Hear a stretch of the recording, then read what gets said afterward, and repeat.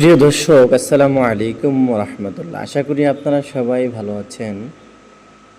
আমাদের গ্রাম বাংলার ঐতিহ্য একটি গ্রাম্য রাস্তা দিয়ে মঙ্গল শিকদার লালমোহন লঞ্চঘাটে যেতেছিলাম, তাই ভাবলাম আপনাদের জন্য একটি দৃষ্টিনন্দন রাস্তা, গ্রাম বাংলার রাস্তার সৌন্দর্য কীরকম হালকা একটু ক্যামেরাবন্দি করেছিলাম।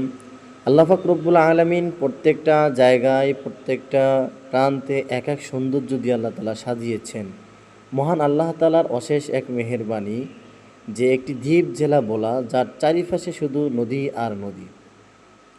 তো এই নদীর বেষ্টিত একটি দ্বীপ জেলা ভোলা। ভোলা এখন আমরা যেদিকে যাচ্ছি এই সামনেই কিন্তু নদীর পাড়, এখানে একটি লঞ্চঘাট মঙ্গল শিকদার। এই লঞ্চঘাট থেকে আমরা বিভিন্ন লোক যারা অনেকে ঢাকা যেয়ে থাকেন, এখানে বিশাল একটি বিলাসবহুল লঞ্চ ঘাট করেন। শুধু একটি